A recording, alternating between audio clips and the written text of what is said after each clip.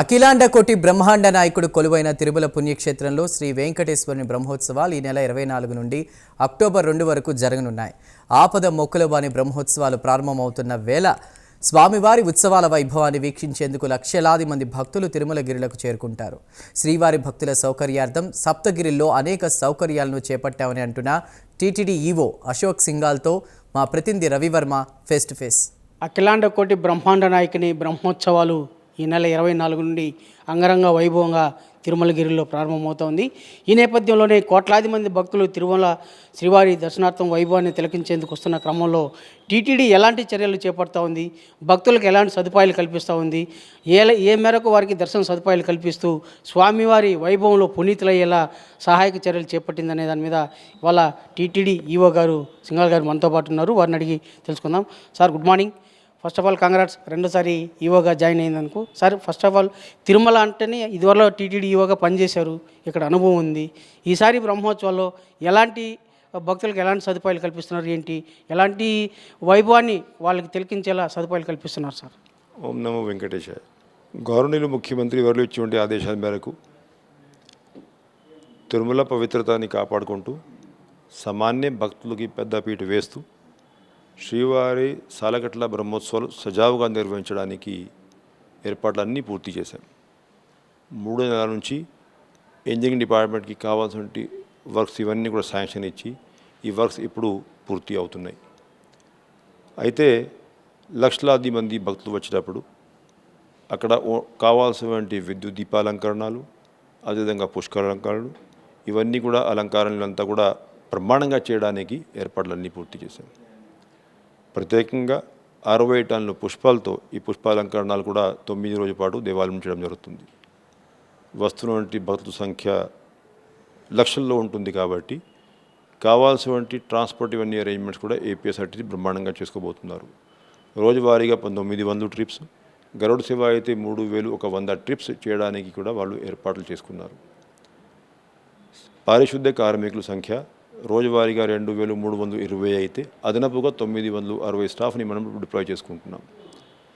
అన్నప్రసాదం కోసము కావాల్సినటువంటి అరేంజ్మెంట్స్ ఇప్పుడు మనం చేసుకొని లక్షలాది మంది ఎవరైతే మాడా స్ట్రీట్స్లో వేచి ఉంటారో వాళ్ళ కోసము కూడా అన్నప్రసాద అరేంజ్మెంట్స్ డీటెయిల్డ్గా మనం ప్రణాళిక సిద్ధం చేసుకొని దాదాపు 14 ఐటమ్స్తో మనం ఆ రోజు ఇవ్వడానికి కూడా అరేంజ్మెంట్స్ చేశాం. తిరుమలలో ఉన్నటువంటి అన్నప్రసాదం భవనంలో కూడా ఉదయం 8 నుండి రాత్రి 11 గంటల వరకు నిరంతరాయంగా అన్నప్రసాదాలు విత్తనం చేయడానికి కూడా ఏర్పాట్లు పూర్తి చేసుకున్నాం. ఇవన్నీ అరేంజ్మెంట్స్ చేసుకుంటూనే పకడ్బందీ బందోబస్తు మనం ముందుకు వెళ్తూ ఉన్నాము. జిల్లాధికారి యంత్రాంగంతో కోఆర్డినేషన్ కమిటీ మీటింగ్స్ ఏర్పాటు చేసుకున్నాం. ఎస్పీ గారు ఆధ్వర్యంలో పనిచేస్తున్న స్టాఫ్, సివిఎస్ఓ ఆధ్వర్యంలో పనిచేస్తున్న స్టాఫ్ మొత్తం చూసుకున్నట్లయితే దాదాపు 6000 మంది సెక్యూరిటీ సిబ్బందితో మనం ముందుకు వెళ్తూ ఉన్నాం. గరుడ సేవ నాడు అయితే ఇంకా 1300 మందిని మనం డిప్లాయ్ చేస్తాం.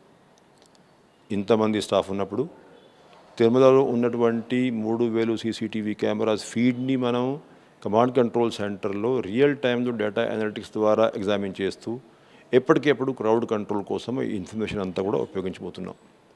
అదేవిధంగా పిల్లలకి జియో ట్యాగింగ్తో పాటు ఫేషియల్ రికగ్నిషన్ కూడా ఈసారి మనం ఇంట్రొడ్యూస్ చేస్తున్నాం. తిరుమలలో ఉన్నటువంటి 4000 వెహికల్స్ పార్కింగ్ని పూర్తిగా యూటిలైజ్ చేయాలి కాబట్టి అలిపిరి నుంచి నెంబర్ ప్లేట్ రికగ్నిషన్ సిస్టమ్ ద్వారా మనం ఎప్పటికప్పుడు కరెక్ట్గా తిరుమలలో ఎన్ని వెహికల్స్ ఉన్నాయి ఆ ఇన్ఫర్మేషన్ తెలుసుకొని దాన్ని బట్టి మనం ఎప్పుడు వెహికల్స్ని తిరుపతి పార్కింగ్ స్పేసెస్కి డైవర్ట్ చేసుకోవాలా ఆ నిర్ణయం తీసుకోబోతున్నాం.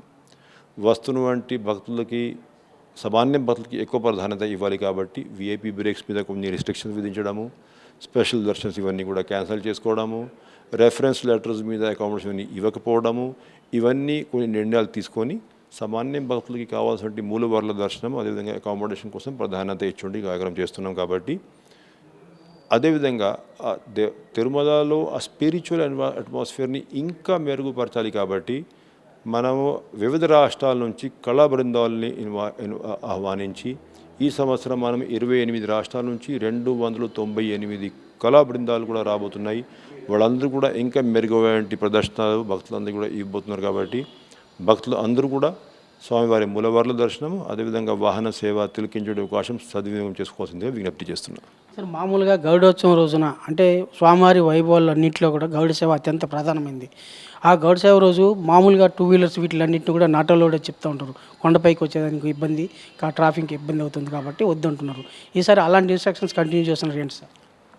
అది ప్రతి సంవత్సరంలాగా కంటిన్యూ చేసుకోవాల్సిన అవసరం ఎంతైనా ఉంది. ఎందుకంటే మనము వెహికల్ మూవ్మెంట్ అలౌ చేస్తే భక్తులందరూ కూడా పైన వచ్చి ఇబ్బందికి గురి అవుతారు. దానివల్ల అంటే మనం ఇప్పుడు 28 తేదీ గరుడ సేవ కాబట్టి 27 సాయంత్రం 9 గంటల నుంచి 29 ఉదయం 6 గంటల వరకు ద్విచక్ర వాహనాల్ని మనము పరిమితం చేయం. కాకపోతే అంటే తిరుపతిలో అడిక్వేట్ పార్కింగ్ ప్లేస్ మనం ఏర్పాటు చేసుకుందాం. ప్రతి ఒక్క పార్కింగ్ ప్లేస్ నుంచి 2 ఏపీఎస్ఆర్టీసీ ఫ్రీ బస్ సర్వీస్ మనం ఏర్పాటు చేసుకున్నాం. ఆ బస్సుల సర్వీస్ని ఉపయోగించాల్సిందిగా భక్తులు అందరినీ విజ్ఞప్తి చేస్తున్నాం. ఓవరాల్ అంటే 9 రోజుల పాటు మనం up ghat road and down ghat రోడ్లో 7 ఆటో క్లినిక్స్ ఏర్పాటు చేసుకున్నాం. ఎప్పుడైనా ఏమైనా వెహికల్ ట్రబుల్ వచ్చి ట్రాఫిక్కి ఇబ్బంది కలగకూడదనే ఉద్దేశంతో. అదేవిధంగా గరుడ సేవ నాడు మనం ఏపీఎస్ఆర్టీసీ ఫ్రీ బస్ ట్రిప్స్ కూడా పెంచాం. అంటే రోజువారీగా 900 అయితే ఆ రోజు 3000 ఒక 100 ట్రిప్స్ కూడా ఏపీఎస్ఆర్టీసీ ఏర్పాటు చేస్తుంది. కాబట్టి వస్తున్నటువంటి భక్తులకి ట్రాన్స్పోర్ట్ పరంగా ఎటువంటి ఇబ్బంది ఉండదు.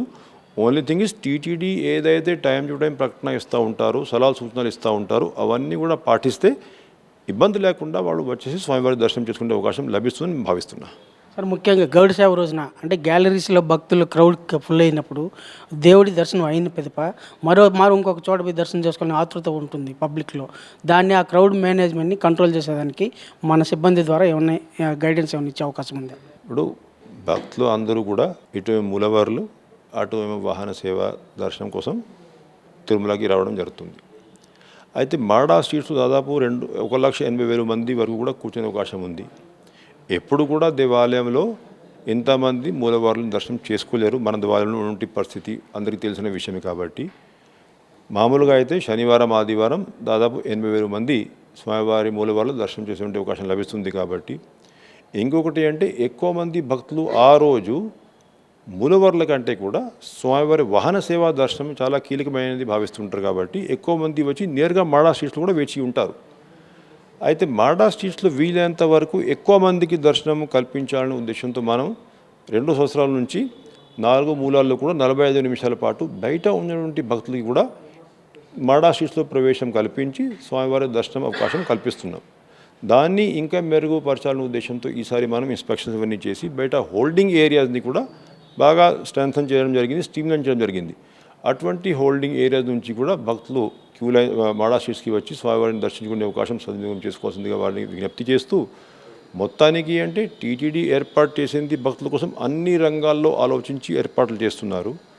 అటువంటి ఏర్పాట్లు సద్వినియోగం చేసుకోవాల్సిందిగా వారు అందరికీ విజ్ఞప్తి చేస్తూ స్వామివారి ఆశీస్సులు పొందాల్సిందిగా విజ్ఞప్తి చేస్తూ ఓం నమో వెంకటేశాయ.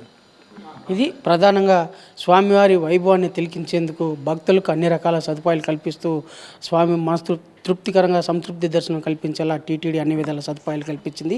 అలాగే ఈ వైభవాన్ని మరింత వీక్షించి పునీతులు కావాలని చెప్పే ఉద్దేశంతోనే టీటీడీ అన్ని విధాల ముందస్తు చర్యలు చేపట్టడమే కాక భక్తులకు భద్రతాపరమైన చర్యలు కూడా చేపట్టినట్టుగా అధికారులు అయితే స్పష్టం చేస్తున్నారు.